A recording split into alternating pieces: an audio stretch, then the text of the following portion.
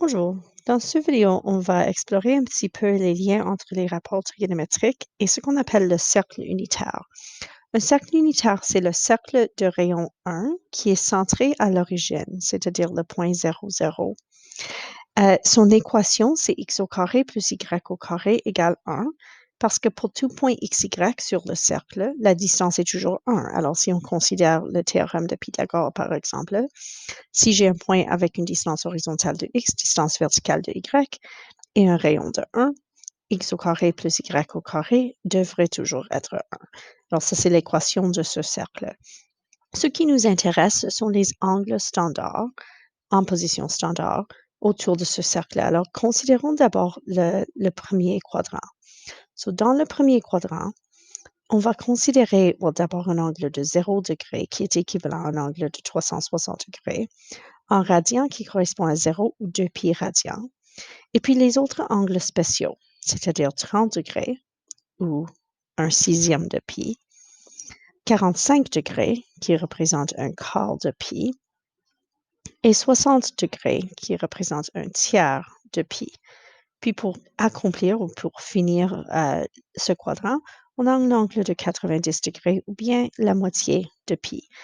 Et considérons les coordonnées des points autour de ce cercle. Ceux qui sont sur les axes sont simples.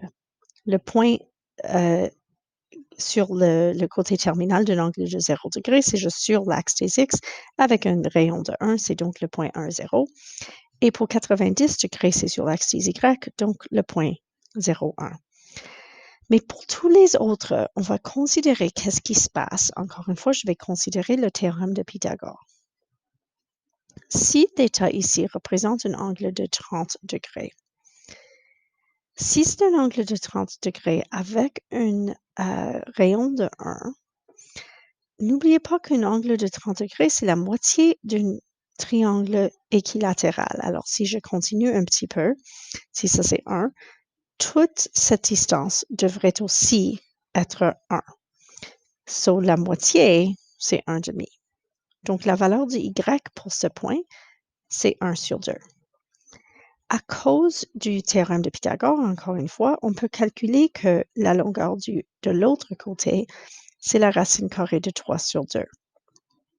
Mais à cause du fait aussi que l'hypoténuse de ce triangle mesure 1, le cosinus de l'angle donné, c'est x sur 1, ou bien juste x.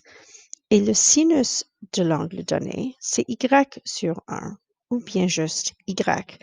Alors, pour tous les points sur ce cercle, si le rayon est 1, c'est que l'hypoténuse d'un triangle est 1.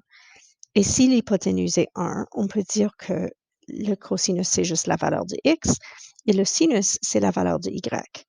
Ceci dit, on peut remplir les valeurs pour les autres angles. Pour 45 degrés, on a un sinus et un cosinus qui sont tous les deux égales à racine carrée de 2 sur 2. Et pour un angle de 60 degrés, son cosinus, c'est 1 sur 2. Son sinus, racine carrée de 3 sur 2. Mais quoi avec la tangente n'est ni x ni y, mais la tangente de θ dans ce cas va être la valeur de y divisée par la valeur de x. On peut aussi ainsi remarquer que la tangente est équivalente au sinus de l'angle divisé par le cosinus de l'angle. Ça, c'est toujours vrai. Dans ce premier quadrant, tous les rapports sont positifs et aucun rapport n'est négatif. Mais on va continuer dans les autres quadrants. Je vais juste rapidement remplir ces quadrants. OK, les voilà. Alors, on a maintenant tous les angles avec les mêmes angles de référence, les angles de référence de 0, 30, 45, 60 et 90 degrés, ou bien les angles de référence de un sixième de pi, un quart de pi, un tiers de pi ou un demi-pi. Tous ces angles avec les angles correspondants en degrés et en radians. Et on peut voir qu'il y a une symétrie dans ce cercle, que les valeurs de x et de y sont plus ou moins les mêmes. C'est juste, est-ce que c'est positif, est-ce que c'est négatif? Et c'est à cause du fait que les rapports trigonométriques des angles avec les mêmes angles de référence ont la même valeur absolue. C'est-à-dire, si j'ai n'importe quel angle avec un angle de référence de 30 degrés. Son cosinus, c'est positif ou négatif racine carrée de 3 sur 2. Et son sinus, c'est positif ou négatif 1,5. Pour savoir quand est-ce que c'est positif ou négatif, il faut seulement penser quand est-ce que x est positif ou négatif, quand est-ce que y est positif ou négatif. Alors, quand y est positif, c'est-à-dire dans le quadrant 1 ou le quadrant 2, le sinus va être positif. Si par contre y est négatif, c'est-à-dire le quadrant 2 ou le quadrant 3, le quadrant 4, le sinus va être négatif. Si x est positif dans le quadrant 1 et le quadrant 4, le cosinus est positif. Mais dans les quadrants 2 et 3 où x est négatif, le cosinus est aussi négatif. Pour la tangente est positive si x et y ont le même signe. So, dans le premier quadrant, où x et y sont tous les deux positifs, la tangente est positive. Dans le troisième quadrant, où x et y sont tous les deux négatifs, la tangente est positive. Mais dans le quadrant 2 et dans le quadrant 3, où l'un est négatif et l'autre est positif, la tangente va aussi être négative. Alors, ce cercle est une bonne façon de se souvenir quand est-ce que l'un va être positif ou négatif, et aussi pour se rappeler des sinus, cosinus, des angles qui sont des multiples de 90 degrés. Alors, par exemple, le cosinus de 180 degrés. Pour trouver le cosinus de 180 degrés, je considère que 180 degrés, c'est sur l'axe des x dans la direction négative, donc le cosinus est négatif 1 et le sinus, c'est 0. La tangente, qui est y divisé par x, va aussi être 0. Si je veux connaître quels sont les rapports d'un angle de 3 sur 2 pi, sur 3 demi de pi, c'est-à-dire cet angle ici, c'est sur l'axe des y, donc le cosinus est 0, le sinus c'est négatif 1. Et la tangente, dans ce cas, puisque la tangente est négatif 1 divisé par 0, mais je ne peux pas diviser par 0, la tangente n'existe pas. Ça, c'est vrai aussi pour un angle de 90 degrés. La tangente n'existe pas si le cosinus égale 0. So, tangente de θ n'existe pas si cos θ égale 0. OK, considérons quelques questions avec les angles en position standard. So, disons qu'on a un point 5,7. Non, ce point n'est pas sur le cercle unitaire. Alors, on a un point négatif 5,7 quelque part ici. Ce qui est important ici, c'est en position standard, donc un angle comme ceci, et je veux trouver tous ces rapports trigonométriques. C'est pas sur le cercle unitaire, mais l'idée générale avec le lien entre x et le cosinus et y et le cosinus reste constant. Et je peux effectivement, dans ce cas, considérer qu'un triangle peut avoir un côté négatif. Dans ce cas, le côté horizontal va être négatif 5 et le côté vertical, positif 7. Je peux donc trouver la longueur de l'hypoténuse que je vais nommer R parce que c'est le rayon d'un cercle, même si ce n'est pas un rayon de 1. Ce n'est pas le cercle unitaire, mais c'est quand même un cercle. Alors, R au carré égale 5 au carré plus 7 au carré. Donc, R au carré égale 74. R égale donc la racine carrée de 74.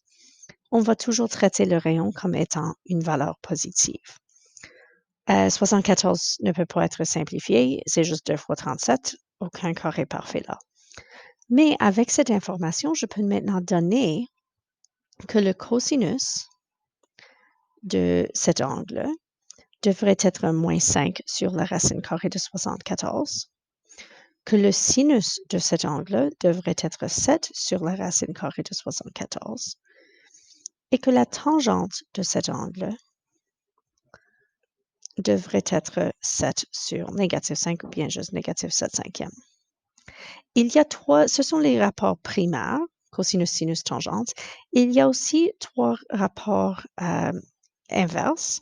Ce sont la séquence de θ. La séquence, c'est la réciproque, l'inverse du cosinus. So, c'est-à-dire négatif racine carrée de 74 sur 5. La coséquence, qui est la fraction réciproque de sinus, donc racine carrée de 74 divisé par 7, et la cotangente, qui est la réciproque de la tangente, la fonction inverse, donc négatif 5 septièmes. La majorité des problèmes qu'on va résoudre dans ce cours, on peut résoudre absolument juste avec cosinus, sinus, tangente. C'est juste que les fonctions inverses de ces rapports apparaissent beaucoup en maths 31 en calcul. Alors, on introduit dans ce cours leur existence. All right. Un autre type de question. So, on a un angle en position standard et on vous donne la coséquente. Alors, puisque c'est en position standard, je sais que son sommet, c'est ici à l'origine. Sa coséquente est négative. Sachant la coséquente, je peux trouver le sinus. Le sinus, c'est juste la réciproque de la coséquente, donc on a négatif 2/3. La séquente est positive. Si la séquente est positive, le cosinus doit aussi être positif.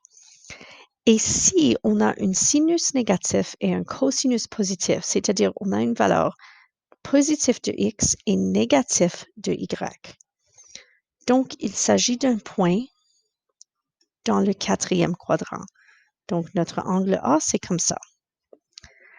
Sachant que sa valeur de sinus, c'est négatif 2/3, je peux conclure que si on a un négatif 2 dans la position verticale et disons une hypoténuse de 3, on peut donc trouver la valeur de x avec Pythagore. X au carré plus 4 égale 9, donc x égale la racine carrée de 5. Maintenant que j'ai cette valeur, je peux conclure que la tangente de A devrait être négatif 2 sur la racine carrée de 5. Il fallait déterminer dans quel quadrant on travaillait pour savoir si x est positif racine carrée de 5 ou négatif racine carrée de 5. So, ça, c'est pourquoi c'est important de connaître que le cosinus est positif. Si le cosinus était négatif, la valeur de x sera négatif racine carrée de 5.